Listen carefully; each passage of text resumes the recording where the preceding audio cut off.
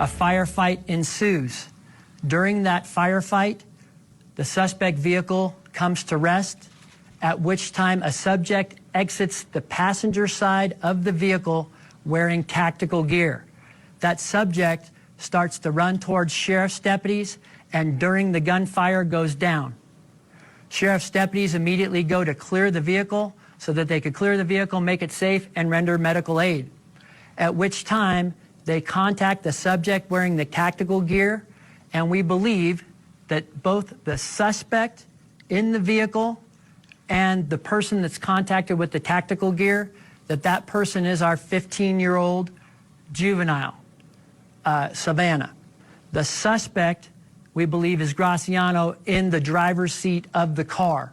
This all still needs to be confirmed and is preliminary information, and we will confirm it through the coroner's office. But as the deputies go up and render medical aid and realize that this is Savannah in the tactical gear, they immediately transport her to a local area hospital. At 11:52 hours, Savannah is pronounced deceased. This investigation is going to take at least 24 hours before we're able to provide you with more information as to what happened and exactly what the circumstances are as it relates to the officer-involved situation. But at this time, both Anthony Graziano and Savannah are deceased. Now, that was the sheriff of San Bernardino County at a press conference yesterday, providing details to the public about a police shootout that ended with a young girl and her father dead.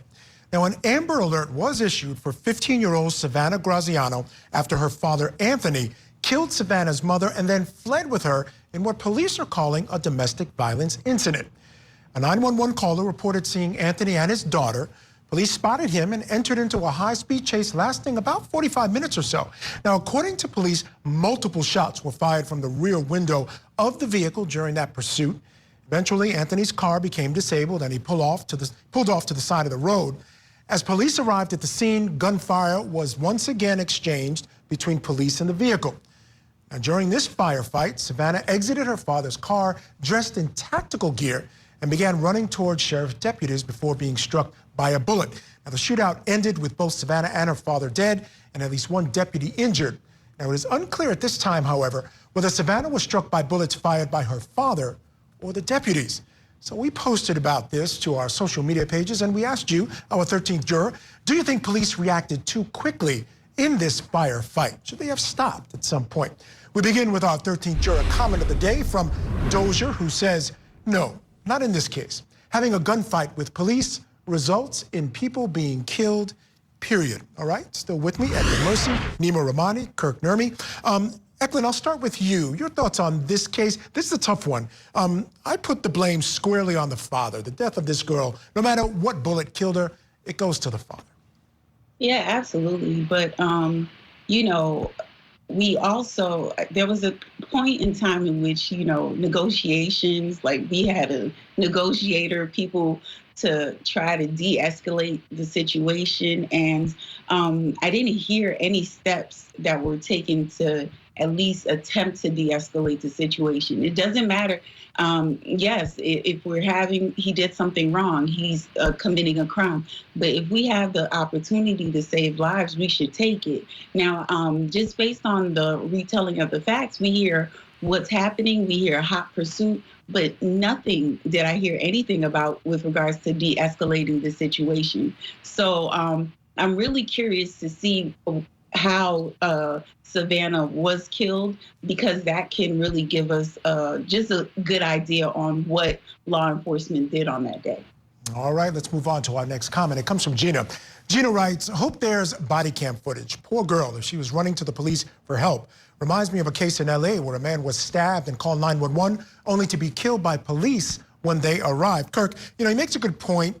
The only question I have about this one is, and again, in terms of de-escalating the situation, it seems as though, and again, we get these facts from the police, that there was constant gunfire, even during the police chase, and then we arrived at the scene, a gunfight ensued again. We don't know who initiated that. We can assume it was the perp here, the father. Your thoughts on this? And again, I want to point out, she was in tactical gear.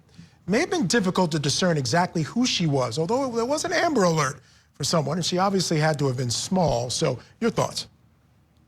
Yeah, I mean, I agree with Gina, first of all, in terms of this idea of getting the body camera footage, learning more, because that's going to give us a lot of answers that we don't have questions to. But Michael, to respond to you, I don't see how there was time for de-escalation in this situation.